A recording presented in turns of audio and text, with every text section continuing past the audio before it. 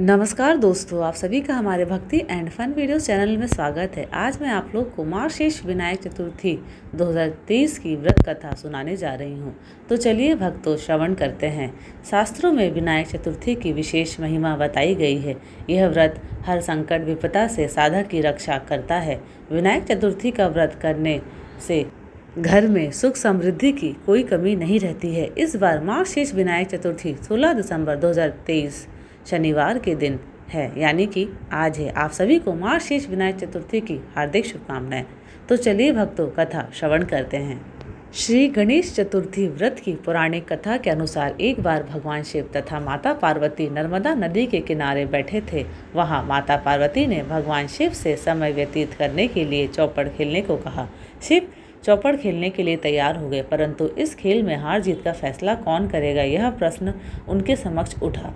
तो भगवान शिव ने कुछ तिनके एकत्रित कर उसका एक पुतला बनाकर उसकी प्राण प्रतिष्ठा कर दी और पुतले से कहा, बेटा, हम चौपड़ खेलना चाहते हैं, परंतु हमारी हार जीत का फैसला करने वाला कोई नहीं है, इसलिए तुम बताना कि हम दोनों में से कौन हारा और कौन जीता। उसके बाद भगवान शिव और माता पार्वती का चौपड़ खेल शुरू हो गया। यह खेल 3 बार खेला गया और संयोग से तीनों बार माता पार्वती ही जीत गई। खेल समाप्त होने के बाद बालक से हार जीत का फैसला करने के लिए कहा गया, तो उस बालक ने महादेव को विजयी बताया।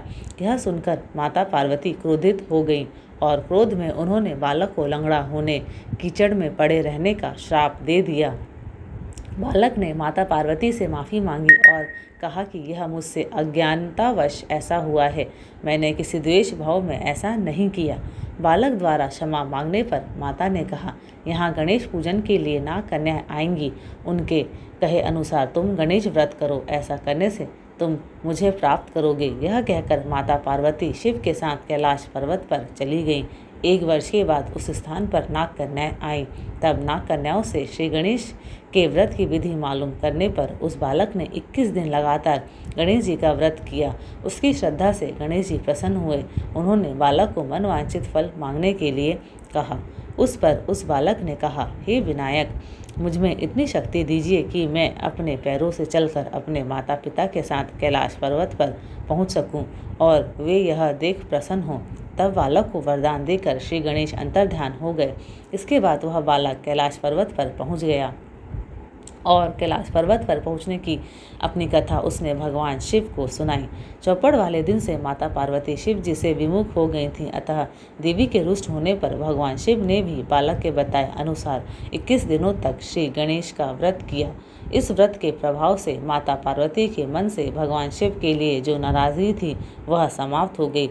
तब यह व्रत विधि भगवान शंकर ने माता पार्वती को बताई। यह सुनकर माता पार्वती के मन में भी अपने पुत्र कार्तिकेय से मिलने की इच्छा जागृत हुई।